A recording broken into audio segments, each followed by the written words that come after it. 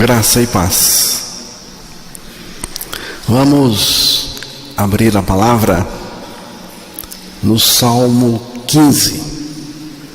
Vamos ouvir a leitura do Salmo.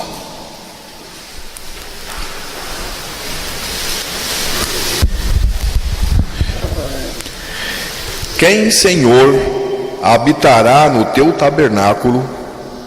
Quem há de morar no teu santo monte? O que vive com integridade e pratica a justiça, e de coração fala a verdade, o que não difama com sua língua, não faz mal ao próximo, nem lança injúria contra o seu vizinho, e que a seus olhos tem por desprezível ao réprobo, mas honra aos que temem ao Senhor. O que jura com dano próprio e não se retrata, o que não empresta o seu dinheiro com usura, nem aceita suborno contra o inocente. Quem deste modo procede, Quem desse modo procede não será jamais abalado.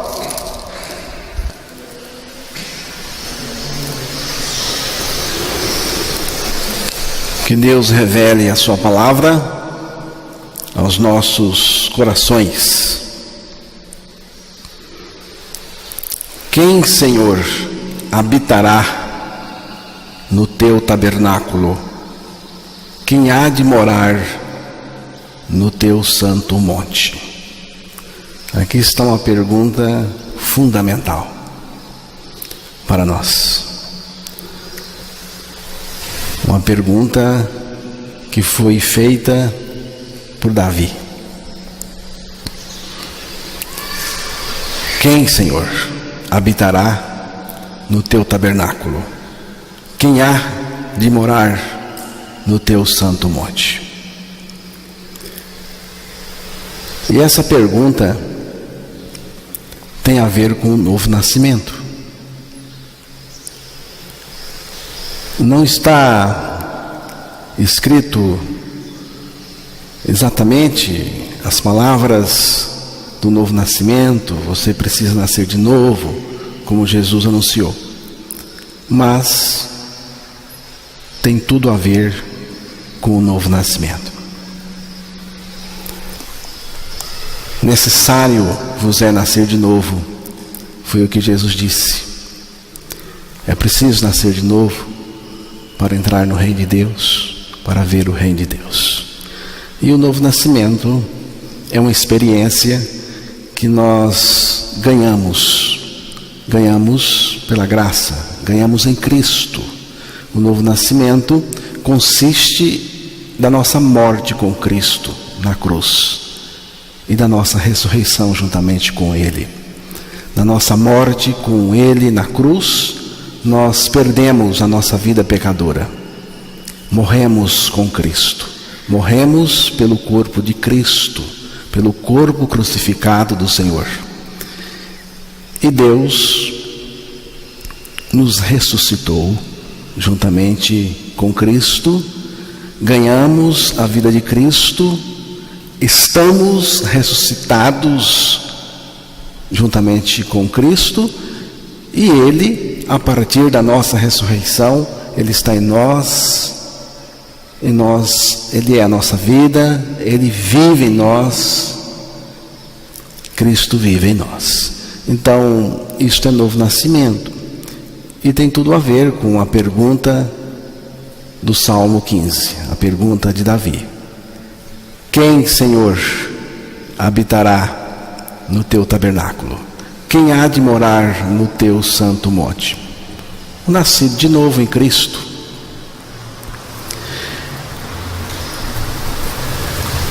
O tabernáculo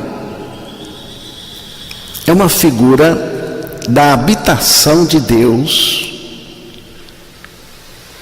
mas de uma habitação de Deus em nós. O enfoque recai na presença real de Deus no nosso interior. No Antigo Testamento, o tabernáculo, a tenda, era o lugar onde Deus se manifestava temporariamente. Mas esse lugar agora é dentro de nós. Deus, Ele se manifesta agora dentro de nós. Nós nascidos de novo. E não é uma manifestação temporária, é uma manifestação permanente, é uma habitação permanente. Em nós é o lugar onde Deus habita, mora, assiste, manifesta e vive. Em nós. Em João capítulo 14, versículos 20 até o 23, ali Jesus ele fala disso, ele fala dessa morada, dessa habitação em nós. Naquele dia vós conhecereis que eu estou em meu Pai, e vós em mim, e eu em vós. Aquele que tem os meus mandamentos e os guarda, esse é o que me ama. E aquele que me ama será amado por meu Pai, e eu também o amarei e me manifestarei a ele. Disse-lhe Judas, não o Iscariotes: donde procede, Senhor, que estás para manifestar-te a nós e não ao mundo? Respondeu Jesus: se alguém me ama, guardará a minha palavra, e meu Pai o amará, e viremos para ele e faremos nele morada. De quem Jesus está falando?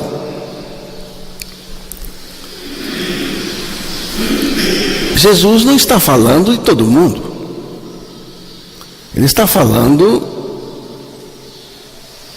daquelas pessoas que ele iria salvar com a sua morte na cruz e com a sua ressurreição. Ele está falando dos regenerados, dos nascidos de novo em Cristo.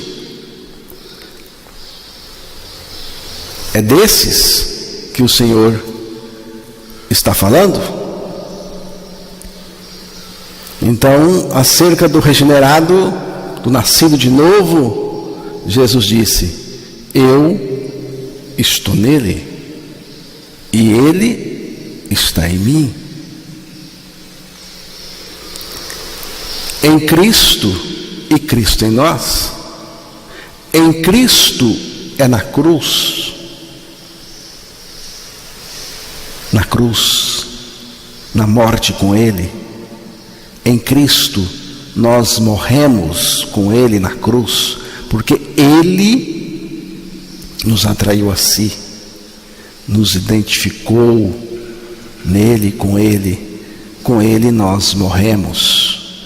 Ele em nós é, pela nossa ressurreição juntamente com Ele, nós fomos ressuscitados com Cristo.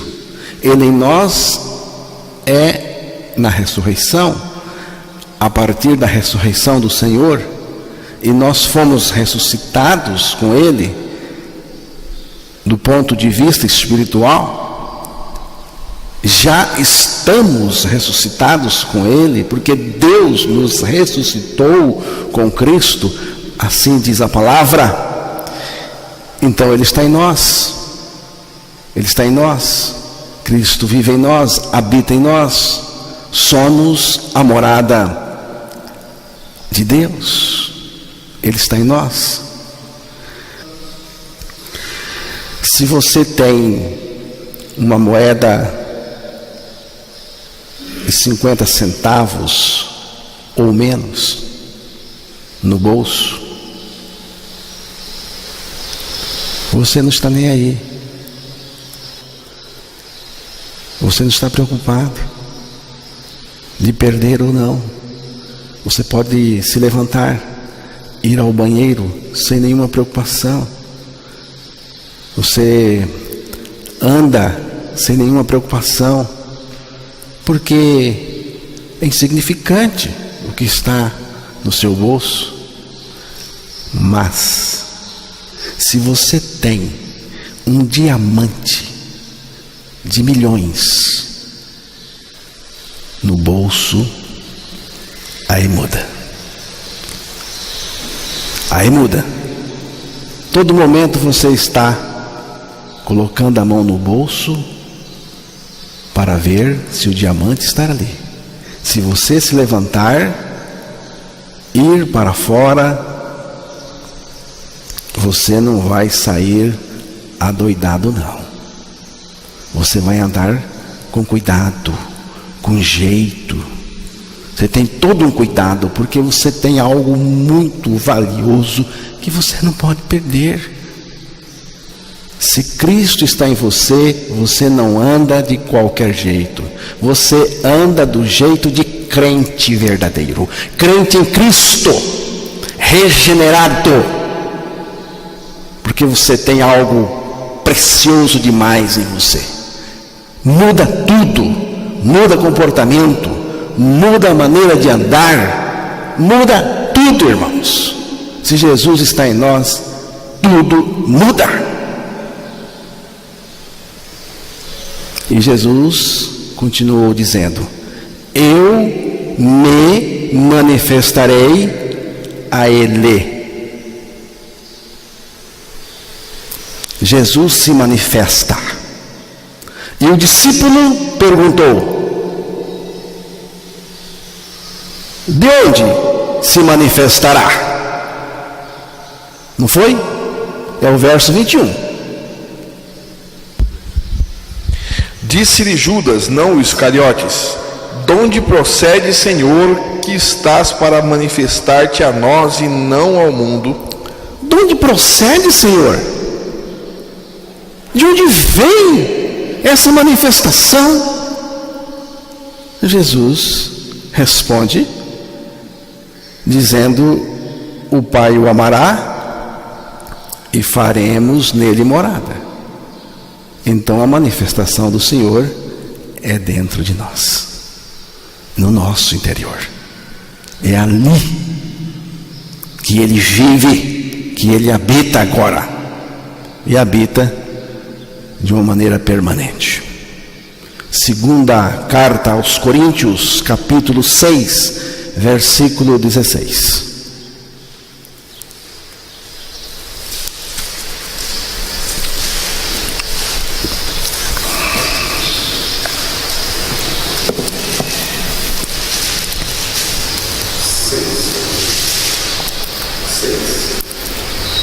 Seis, 16. Que ligação há entre o santuário de Deus e os ídolos? Porque nós somos santuários do Deus vivente, como Ele próprio disse: habitarei e andarei entre eles, serei o seu Deus e eles serão o meu povo. Neste versículo, eu prefiro esta outra versão, que diz assim: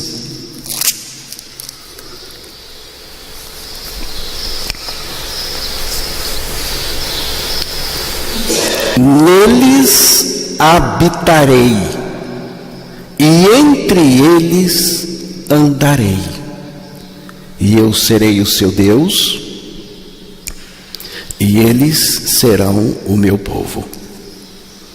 Você vê o que Deus está dizendo aqui? Você prestou atenção na promessa de Deus, que hoje não é mais promessa, é uma realidade. Neles habitarei. Deus está dizendo: eu vou habitar em você. Em você, meu regenerado, Eu vou habitar em você. Você é o meu santuário. É aí que eu habito. Neles habitarei. Você pode dizer pela fé: Senhor, o Senhor habita em mim. O Senhor habita em mim por meio da minha morte e ressurreição juntamente com o Senhor. Neles habitarei, e entre eles andarei, e eu serei o seu Deus, e eles serão o meu povo. Já estou crucificado com Cristo, e vivo não mais eu, mas Cristo vive em mim. Cristo está em mim agora.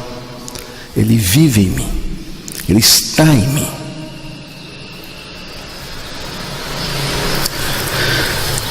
Senhor, quem habitará no teu tabernáculo? Quem morará no teu santo monte? Na sequência do salmo, o salmista vai descrever a pessoa que habita no tabernáculo de Deus. A pessoa que habita em Deus e Deus habita nela.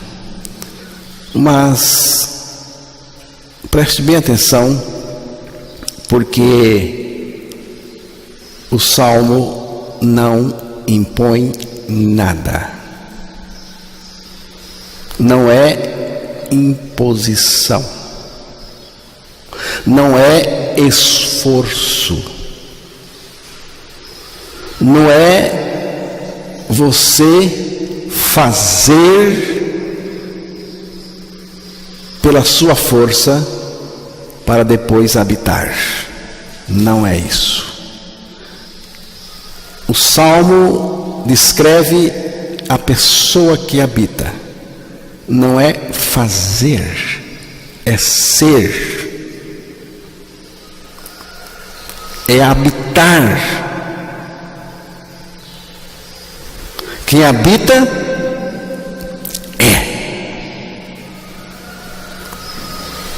Senhor, quem habitará no teu tabernáculo? Quem? O próprio Deus deu a resposta, mostrou ao salmista, mostrou a Davi quem é a pessoa que habita. Não é a pessoa religiosa, é a pessoa que habita em Deus e Deus habita nela. Vejamos. Agora você preste bem atenção. A pergunta é: quem habitará? Quem habitará em Deus e Deus nela? Quem? Então a resposta começa no verso 2. Vamos ouvir novamente. O que vive com integridade e pratica a justiça, e de coração fala a verdade. Aqui está colocando 3 questões. Quem habita? O que vive com integridade. Pratica a justiça. De coração fala a verdade. Temos aqui 3 aspectos da pessoa que habita o tabernáculo de Deus, que habita Deus, que Deus está nela. Em termos de Novo Testamento, podemos dizer: aqui está uma condição da pessoa crucificada com Cristo e Cristo vive nela, vivendo nela a sua vida justa e santa.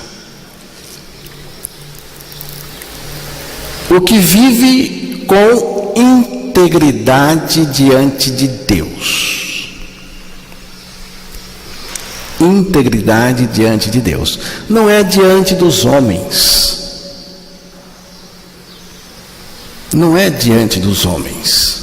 É diante de Deus. Mas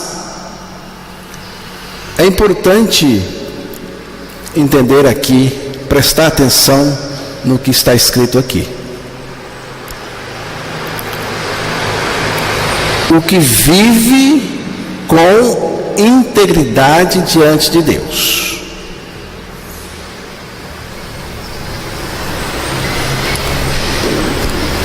O que vive com integridade diante de Deus. Você prestou atenção? Não é ser íntegro para viver, mas viver com integridade. É o que a palavra de Deus está mostrando. O que vive com integridade. O que vive com integridade diante de Deus. Não é ser íntegro para viver. Não é disso que a palavra de Deus está dizendo. Ele está dizendo viver com integridade. O viver vem antes da integridade. No Evangelho, viver pressupõe morte.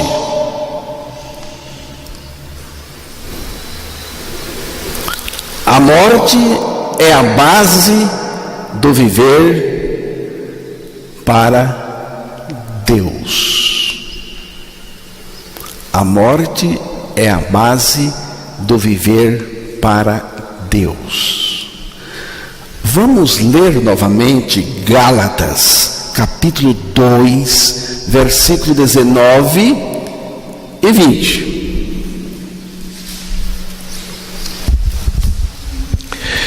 Porque eu, mediante a própria lei, morri para a lei, a fim de viver para Deus. Estou crucificado com Cristo. Logo já não sou eu quem vive, mas Cristo vive em mim. E este viver que agora tenho na carne, vivo pela fé no Filho de Deus, que me amou e a si mesmo se entregou por mim. Agora vamos ler novamente, comentando, meditando. Porque eu, mediante a própria lei, morri para a lei. Para um pouquinho. Eu, pela lei, pela própria lei, morri para a lei. O que significa? Significa que a lei de Deus exige a morte do pecador. O pecador está sentenciado de morte pela justa lei de Deus. A alma que pecar, essa morrerá. Cada um morrerá pela sua iniquidade. O salário do pecado é a morte. Então, eu morri, porque a lei de Deus estava exigindo a minha morte, e morri para a lei. Não que a lei não tem mais valor na minha vida, tem e tem muito. É que quando você morreu, e morreu com Cristo, a lei de Deus foi satisfeita. Então você agora não deve a lei, porque a lei foi cumprida. É só isso. É que a lei de Deus agora está satisfeita, porque ela foi cumprida em mim. Então, pela lei, eu morri para a lei, para viver para Deus. Para viver para Deus, você tem que morrer. Foi o que eu disse. Você quer viver para Deus? Morre primeiro. E como que é esse morrer? Como que é esse morrer? Aí Paulo disse que estou crucificado com Cristo. Esse morrer é morrer crucificado com Cristo, porque Cristo nos levou a morrer com Ele. Então perdemos a nossa vida pecadora e Cristo passou a viver em nós a sua vida justa e santa. É disso que o Salmo está dizendo, irmãos. Primeiro, nós morremos com Cristo na cruz. Depois, Cristo vive em mim, vive em nós a sua vida de integridade. Porque você vai ver que no Salmo 15, homem nenhum se encaixa ali. Só Cristo. E Cristo vem viver em mim a sua vida íntegra. A única vida essencialmente íntegra é a vida de Cristo, irmãos. É a vida de Cristo. A vida de Cristo é íntegra em todos os aspectos. A vida de Cristo é inteira, honesta, incorruptível e impoluta. A vida de Cristo. Pense no seguinte: alguém que não está sendo visto, alguém que está fora do olhar das pessoas, não há nenhuma possibilidade de ser apanhado por ninguém. Ninguém vai descobrir o que ele está fazendo. Então esse indivíduo tem a chance de fazer coisa feia, pecaminosa, mas ele opta por não pecar. Ele opta por não pecar, mesmo quando ninguém está vendo, não está sendo visto por ninguém, e ele não tem nenhuma chance de ser descoberto. Mas ele diz assim: não, eu estou diante de Deus, ninguém me vê, mas Deus me vê. É eu e Deus, Deus e eu. Entendeu o que é integridade?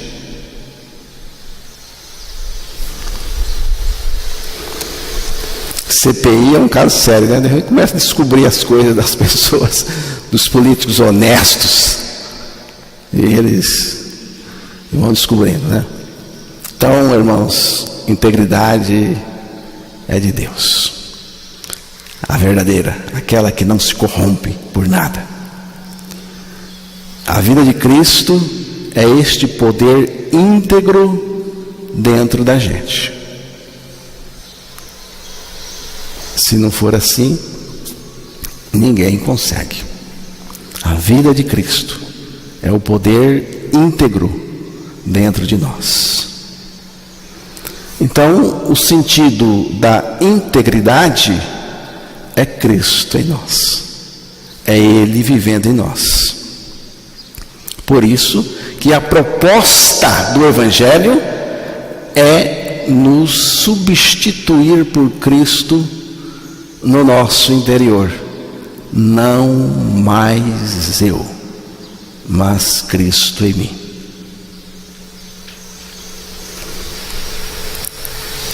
Quem habita em Deus e Deus nela? Quem habita?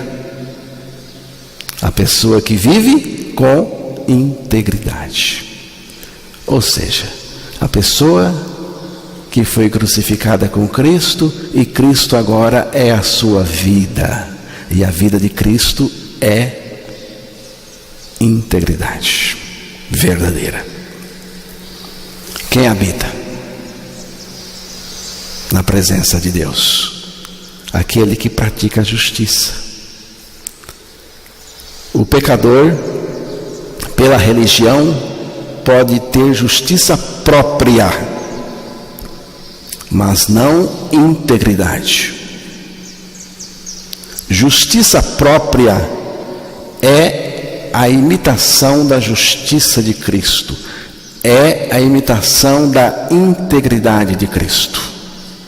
A justiça própria é humana e falida, e a integridade é divina, é de Cristo em nós e nunca falha. A palavra de Deus não diz que nós devemos ter as qualidades de Cristo, não. Ela diz que nós precisamos ter o próprio Cristo em mim com as suas qualidades.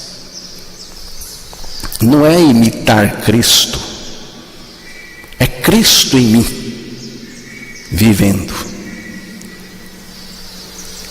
A prática da justiça é Cristo manifestando a sua retidão em nós e através de nós. Como é que se pratica a justiça de Deus?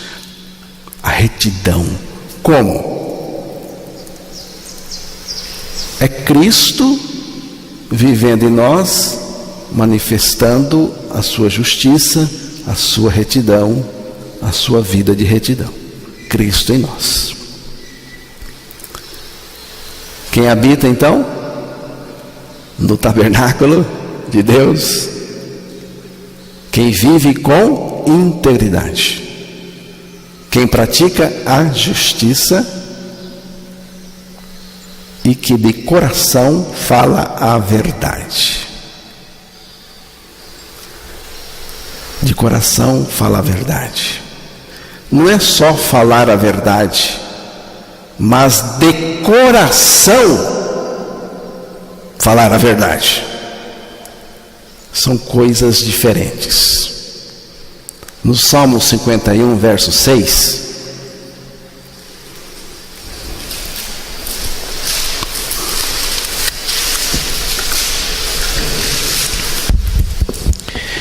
eis que te comprazes na verdade, no íntimo e no recôndito me fazes conhecer a sabedoria.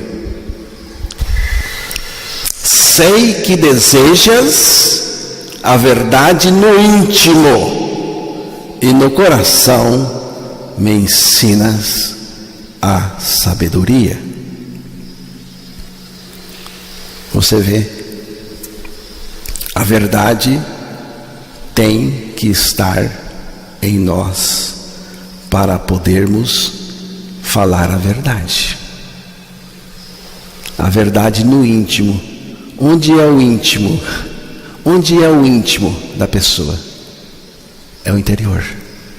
A verdade de Deus tem que estar em você. Tem que estar em você. Só depois você poderá falar a verdade. Quem é a verdade no Evangelho? Quem é a verdade no Evangelho? Cristo. Cristo. Cristo é a nossa verdade que nos libertou e que também está em nós, vive em nós. Tudo aquilo que não é Cristo crucificado comigo e Ele vivendo em mim, não é libertador. Cristo é a verdade viva em mim. Cristo vive em mim, a verdade que Ele é em nós. Cristo vive em nós a sua palavra. Se você está em desacordo com a palavra de Deus, então não é Cristo vivendo em você, porque Cristo vive em você, vive em mim a palavra, porque a palavra é a verdade. João 17, versículo 17.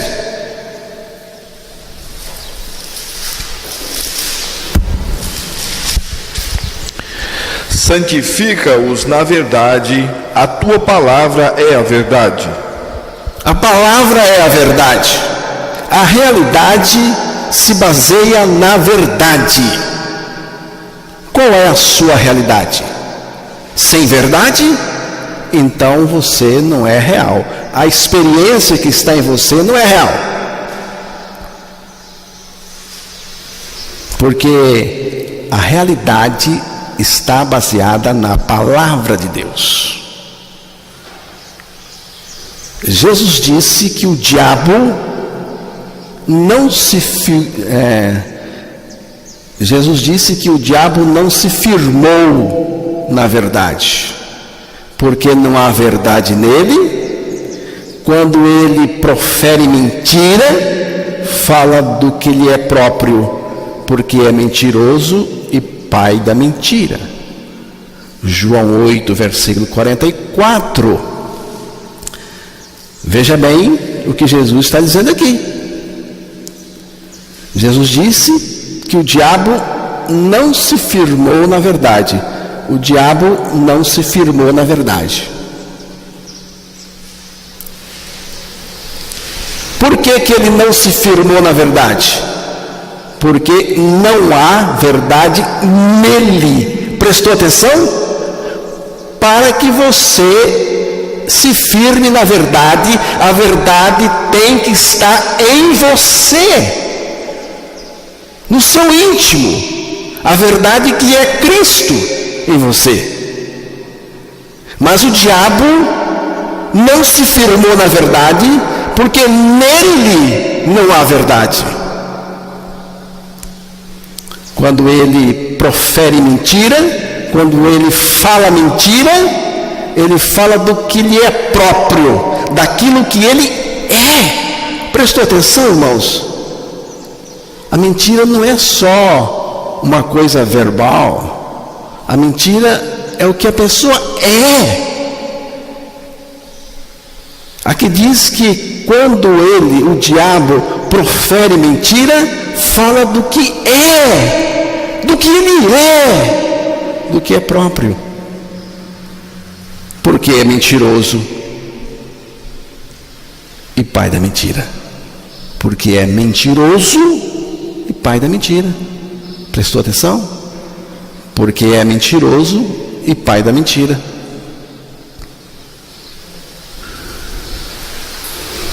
Não se trata de quantas mentiras, se trata do mentiroso. O diabo é a mentira. Jesus é a verdade. O diabo é a mentira e o mentiroso. Jesus é a verdade e o verdadeiro. Então, irmãos, a propaganda enganosa de Satanás é a mentira, mas a mentira disfarçada.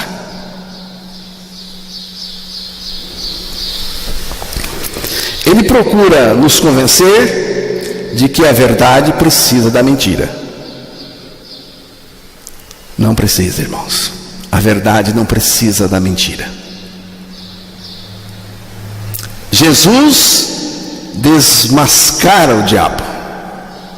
Jesus tira a máscara da mentira.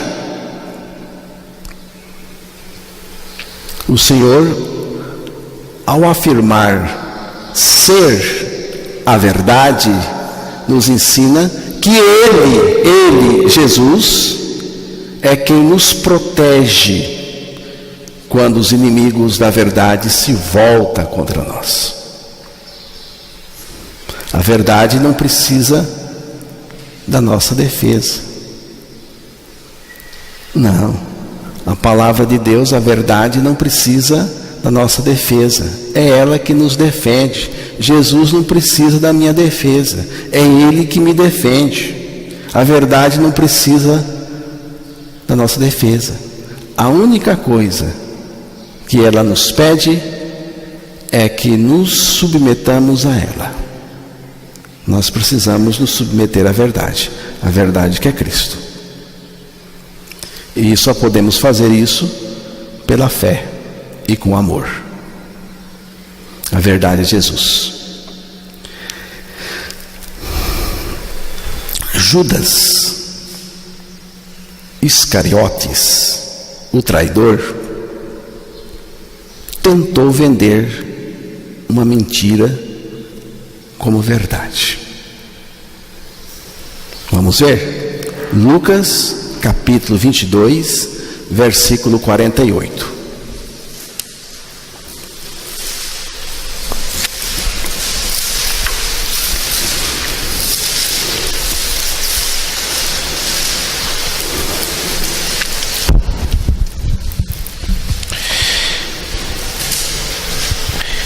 (41 ou 48? 48. Lucas 22, verso 48. Jesus, porém, lhe disse: Judas, com um beijo traís o Filho do Homem. Jesus, porém, lhe disse: Judas, com um beijo traz o Filho do Homem. Mas Jesus lhe perguntou: Judas, com um beijo você está traindo o Filho do Homem? Que pergunta, hein, irmãos? É uma pergunta interessante. Até porque foi o próprio Jesus que fez. Judas, Jesus parece que queria chamar a atenção dele, irmão José Rabelo. Judas, com um beijo você está traindo o Filho do Homem? Beijo. O que significa beijo? Principalmente na época de Jesus. O beijo é uma demonstração de afeto entre pessoas. Significa ternura, carinho, dedicação, amor. Geralmente é um beijo que os pais costumam dar em seus filhos à noite, quando já estão na cama, e pedem um beijo de boa noite. Não é assim, Renata?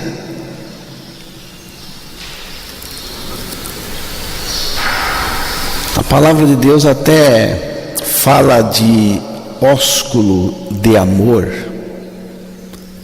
na primeira carta de Pedro, capítulo 5, versículo 14.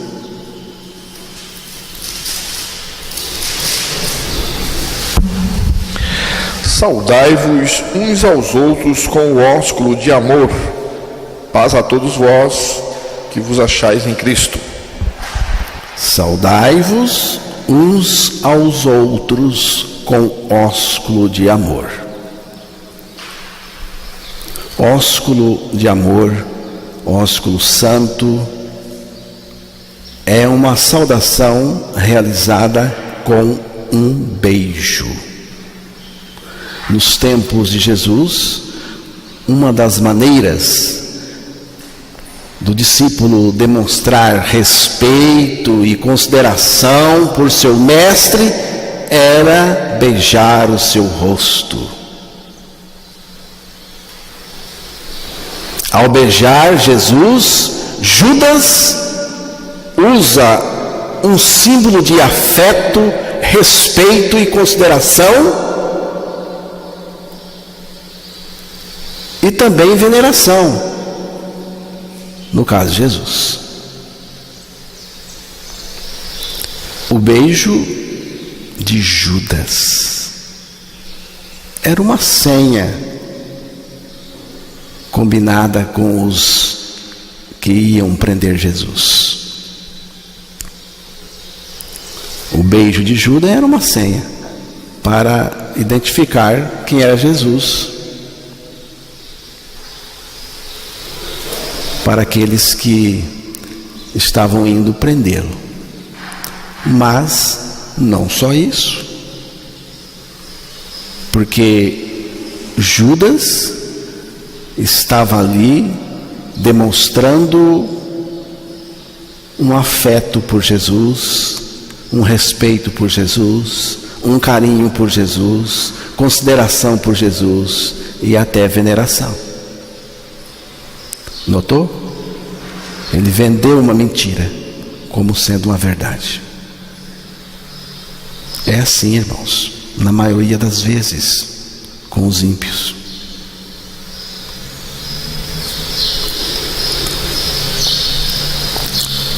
Mas isso era uma coisa horrível. Era uma horrível interpretação de mentira, traição e covardia. Daí a pergunta: com um beijo você está traindo o Filho do Homem? Um gesto tão belo e significativo foi transformado numa mentira terrível. Uma coisa tão preciosa virou uma máscara de mentira. Você está entendendo o que eu estou dizendo? Quanta coisa que é só máscara. Abraço, beijo, conversa, que é só uma máscara, mas não é verdade no interior. Tem muita gente escondida atrás de frases, gestos, sugerindo convicções nobres e confiáveis, quando tudo é mentira. Eu amo Jesus. Como eu amo Jesus. Mas não tem a experiência no interior. É uma máscara. O beijo de Judas deve ser um sinal de alerta para todos nós. Para mim é. Se você não quer para você, tudo bem. Mas para mim é um sinal de alerta, porque eu quero que os meus gestos com vocês ou com qualquer pessoa sejam gestos verdadeiros, que não sejam só uma demonstração externa de uma mentira que está dentro de mim. Quanta mentira, irmãos, quanta mentira. O esforço do ser humano não nascido de novo, principalmente o religioso, é o esforço de impressionar os que estão ao seu redor. Não tem experiência com Cristo, mas eu quero impressionar. Nossas máscaras começam a cair. Sabe por quê? Sabe por quê que as nossas máscaras começam a cair? Porque elas vão ficando muito pesadas. Porque a insistência de impressionar é muito grande. E a máscara religiosa vai ficando pesada e cai. E cai.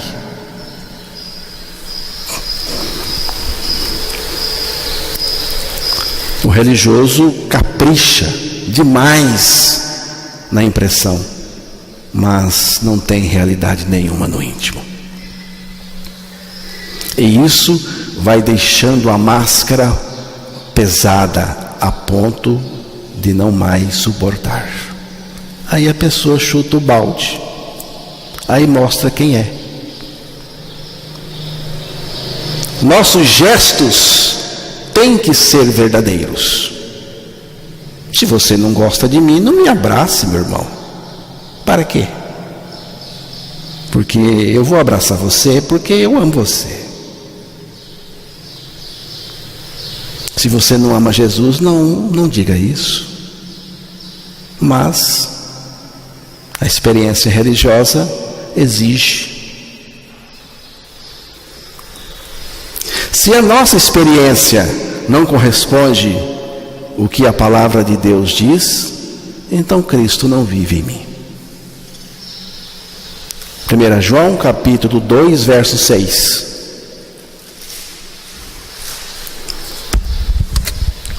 Aquele que diz que permanece nele, esse deve também andar assim como ele andou. E agora, como fica? Como fica, irmãos? Aquele que diz que está nele, e nós só podemos estar nele na cruz, crucificado com ele, também deve andar como ele andou, ressuscitado com ele. Como é que eu posso andar como ele andou, Eudinha? Tem jeito de andar como Cristo andou? Você consegue andar como Cristo andou? Você não consegue, de jeito nenhum. Mas se Jesus for a sua vida, é diferente. Porque Jesus vai viver a vida dele em você, do jeitinho que ele viveu aqui na terra. Não basta dizer, tem que provar que está nele. E a prova é esta: devemos andar como ele andou. Como foi que Jesus andou? Como foi que Jesus andou? Mentindo, pecando, fofocando, enganando? Não. Não. Salmo 15:3. O que não difama com a sua língua, não faz mal ao próximo, nem lança injúria contra o seu vizinho.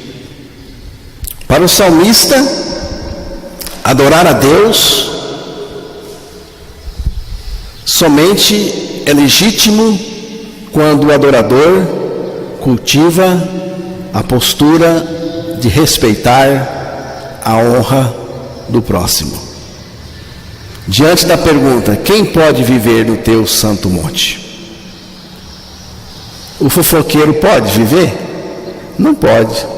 Quem espalha boato dos outros pode viver no santo monte de Deus? Não. A maledicência é campeã nos 100 metros rasos. Você sabe o que é 100 metros rasos, Zé Rabelo? Como é que chama aquele cara lá? É o Bolt? Bolt, você é o último nome. Bolt. O cara era ligeiro, né? A maledicência é campeã nos 100 metros. A corrida dos 100 metros é a prova mais rápida.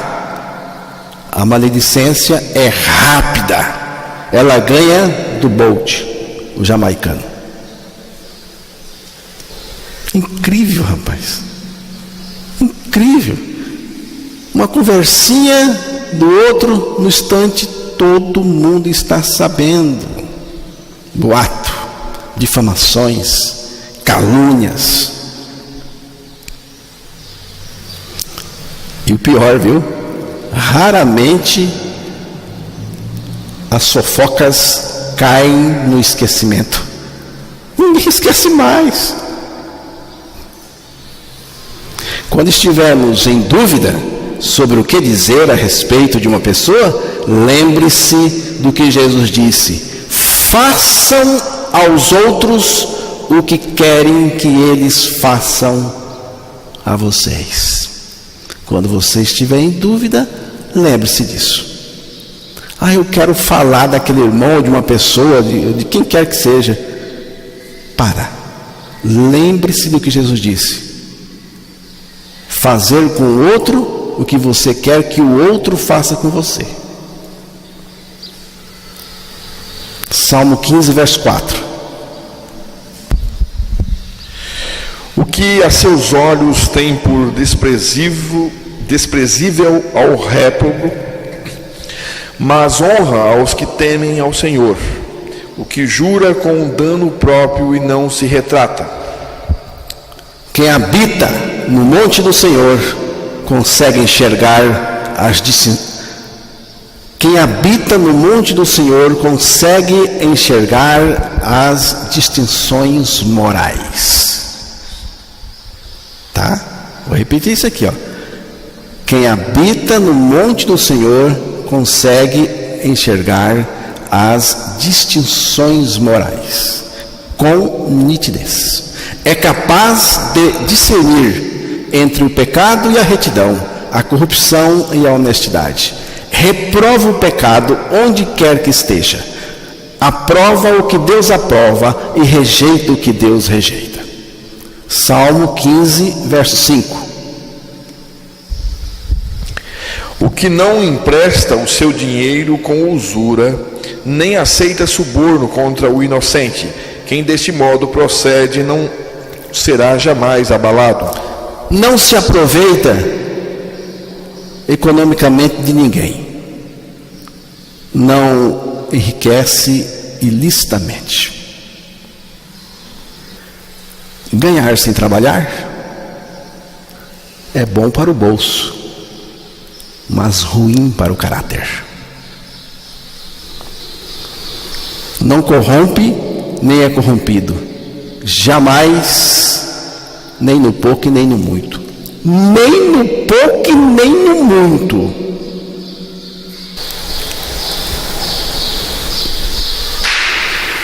Pensando bem, nenhum outro tipo de pessoa se sentiria à vontade na presença de Deus. Gosto de pensar no Salmo 15 da seguinte maneira: que o Salmo 15 passa para nós a seguinte mensagem. É o que eu penso, tá, irmãos? Gosto de pensar no Salmo 15 da seguinte maneira: que esse salmo passa para nós a seguinte mensagem: viva sem pecado, de maneira santa e agradável na presença de Deus. Viva sem pecado, de maneira santa e agradável na presença de Deus. Mas quem pode viver assim? A resposta a esta pergunta dependerá do tipo de vida que temos dentro de nós. Se for a nossa vida pecadora, não dá mesmo. Se for a vida santa de Cristo, dá. Se for a vida de Cristo em nós, ela pode viver assim. A vida cristã autêntica é Cristo vivendo em nós. O padrão do Salmo 15 é impossível de ser alcançado através do esforço do homem. Nenhum ser humano consegue. Por isso, Cristo nos fez morrer com Ele na cruz para o pecado, a fim de viver em nós a sua vida justa e santa. Creia na palavra de Deus que afirma a sua morte e ressurreição em Cristo, e terá o Filho de Deus revelado, manifesto, habitando e vivendo no seu interior. Com essa experiência você poderá responder à pergunta: quem habitará no tabernáculo do Senhor? Eu habito. Por causa de Cristo, do que Ele fez por mim e do que Ele é em mim.